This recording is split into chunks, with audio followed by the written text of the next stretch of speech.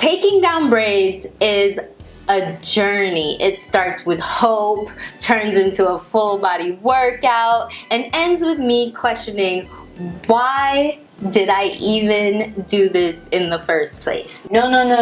That is how you end up having to cut majority of your hair. And look at that! Taking down braids is a journey. It starts with hope, turns into a full body workout, and ends with me questioning, why did I even do this in the first place? But today, we are making it easy, we are making it painless, we are making it moisture packed because we do not do dry tangled hair over here. So let's go, guys. I'm 𝘠𝑚𝑦, and today I'm taking out my braids and I'm showing you guys my wash day routine, which is intensive and moisture packed. So first thing we're gonna do, guys, is we are going to take these braids out. Rule number 1, cut below your real hair. I know it sounds obvious, I know, but trust me, there have been too many times where I have had close calls and I have snipped parts of my hair or anything like that. So my rule of thumb is to go like really far below. So I could see, for instance, right here, some of my hair, if you see it, is starting to come out. So I'm just gonna cut a bit below that, just in case there is any other hair. And see how much difference, let me see. I have like this much between my real hair and the synthetic hair. And part of the reason we are doing a moisture intensive, moisture packed, which you should do if you're braiding hair, especially if you're using synthetic braiding hair, because synthetic will take the moisture from your scalp, it'll take the moisture from your hair. So while you have the braids in, you should keep it moistured, but definitely once you take them out, you take them out. So see, y'all see this?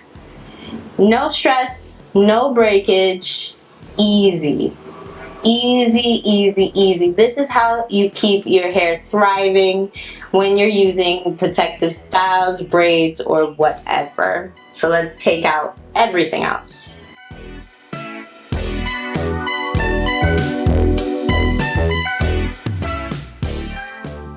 And you can use the end of a parting comb to get your braids out as well. I just prefer to use my hands. It's easier for me. I'm actually starting to get anxious, like that first one, did I cut my hair? Because this side, you see that how much shorter it is? Oh, I'm anxious. Let me check this side just to verify.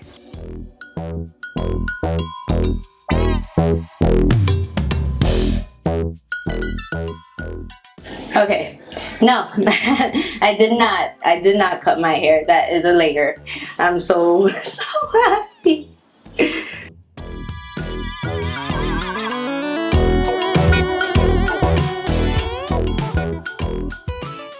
One hour later.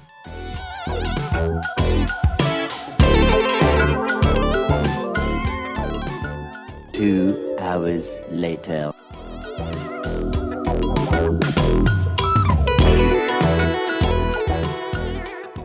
Y'all see this? Like, I don't know if you can really see it, but there is a whole bunch of buildup. Like, well, not like crazy much, but there's still buildup all throughout.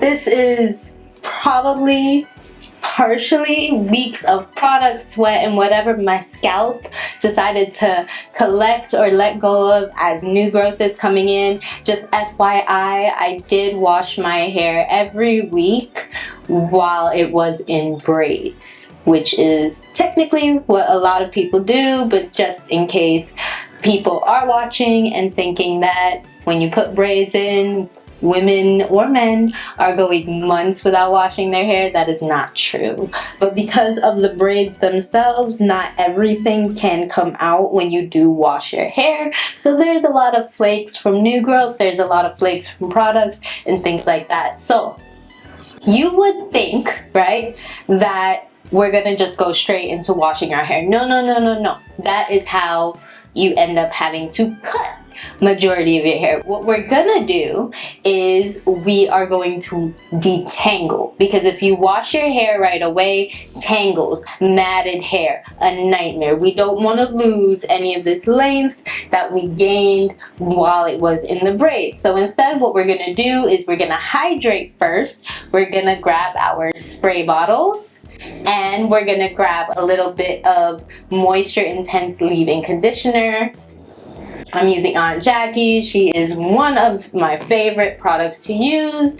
And what we're gonna also grab is a wide tooth comb. We do not want to have anything smaller than a wide tooth, even if you have bigger, because the goal is to detangle and to make sure all the braiding hair is out. There will probably be some that comes out later, but also our hair usually sheds a couple strands or a lot of strands a day. It hasn't done that at all while I had the hair in, so that has to also come out, so that way the hair is healthy, it's not hard to deal with, and it's not crazy. First thing I'm gonna do, because as I said, synthetic hair tends to take the moisture out, I'm gonna just wet my scalp a little, run the leave-in through my roots, and then start working from bottom up to remove everything.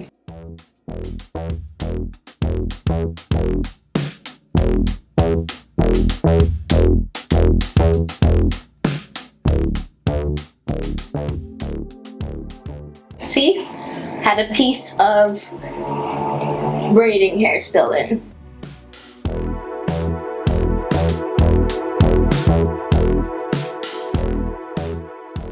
Okay, so hair is thoroughly detangled. You guys saw how easy that was? It's because when I have the leave-in at the roots, everything goes out smooth and there's not any harsh tugging as I'm going through on the roots because I have the leave-in there. But yeah, I think I got as much of the shedding as well as all of the braiding hair out, so it's time to go wash our hair. We are gonna do shampoo, conditioner with very moisturizing products. I'm actually using 𝑚EL's Hawaiian RX, I believe. It is the blue one that's all about moisture, and I will show the pictures on the side. So let's go and finally wash our hair, cleanse our scalp, and get the moisture all in.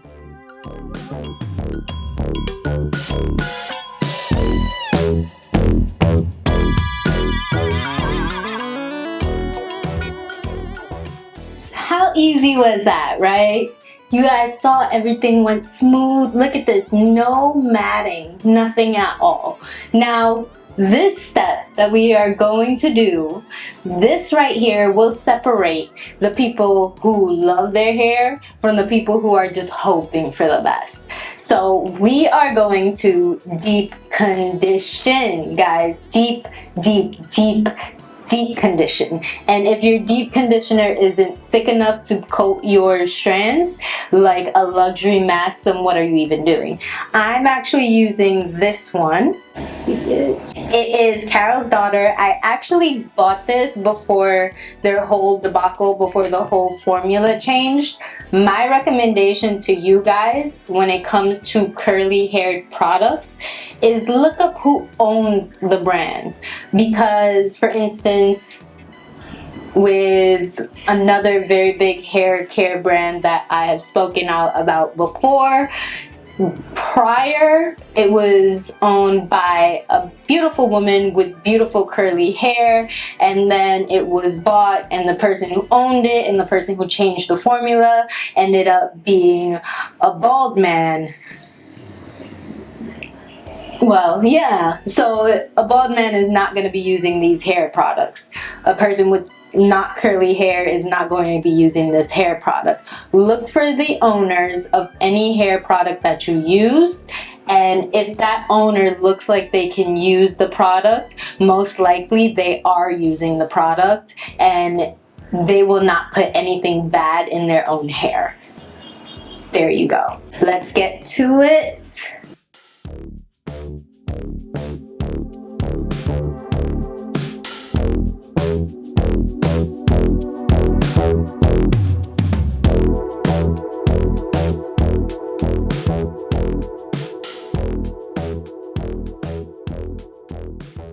Okay, so I have everything deeply and thoroughly coated with my deep conditioning mask. Because I do not have anything to heat or warm it up, I'm actually just gonna put on this lunch cover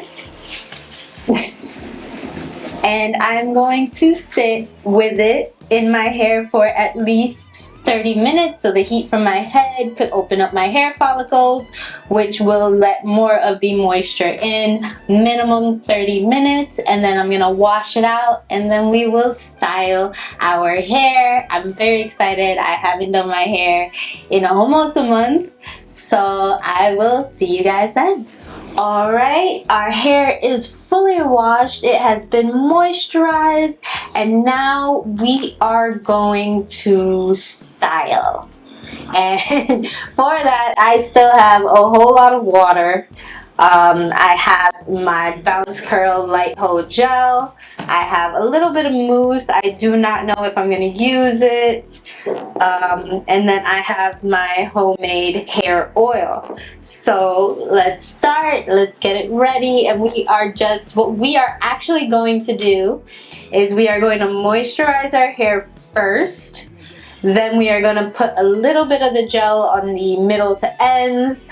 The mousse, if we do use it, we're going to flip our hair over, put it into the roots, shake it out like that, and then we will use the hair oil to seal everything in, as well as break up any cast that's there. So first things first, we're going to work in small sections because I want this to be big. I want it to be voluminous. I have not seen my hair like this for a while, so I want to impress myself.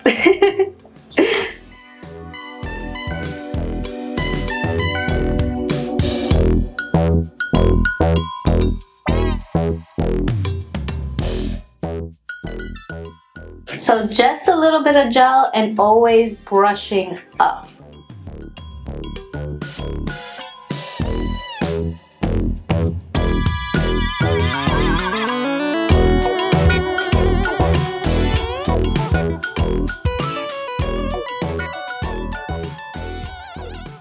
So I am wetting parts that are dry when I'm separating it, or not as wet. Towards the front, I am finger coiling whichever ones that are not sticking together, especially in this front band part. But for the most part, guys, look. My curls are coming out good. They're coming out defined. I'm trying not to do too much, so that way it's not frizzy.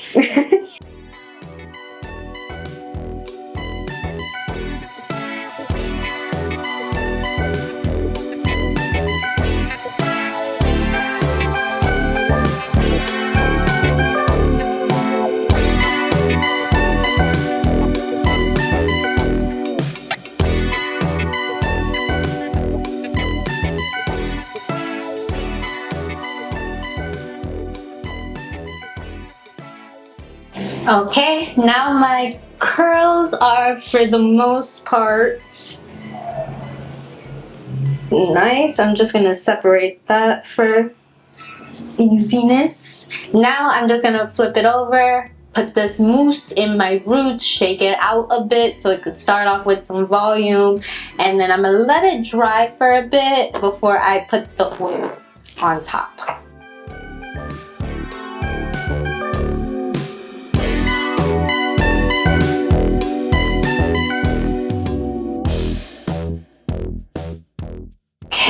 now I'm just gonna take a little bit of oil. You don't have to put it right away. You could always wait a little bit. I'm feeling a bit lazy. So I'm just gonna put 1 dab of oil, press it in, smooth out some areas.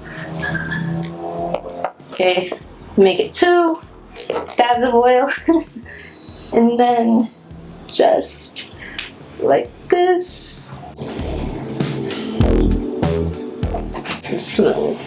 Okay, now from here I'm actually just going to let my hair air dry for a bit, maybe until 20% dry if I do want to use a diffuser, but I'm not going to. I'm just gonna let the full thing air dry so that way I can get as much natural volume as I can and see where my hair is at, since I haven't seen where my hair is at for about 3 weeks to more. So yeah, let's see it grow. So I'll be right back after it dries and we'll do the finishing touches of styling my hair. Alright guys, you see my hair is now about 80 to 90% dry. Look at these curls. So nice. But there is parts, and like I said, because I had the braids in for so long, and there's certain parts that moisture is not easily able to access. This part, my part that is the driest ever, it's still very dry, very frizzy. So I have to do a few more deep conditioning masks throughout the next couple of weeks to get everything back on par. But my scalp is clean, it's healthy. And before we finish anything else, let me just fluff my hair out so you guys can see it in all its glory. And I'm gonna do that with my hair pick. So one moment.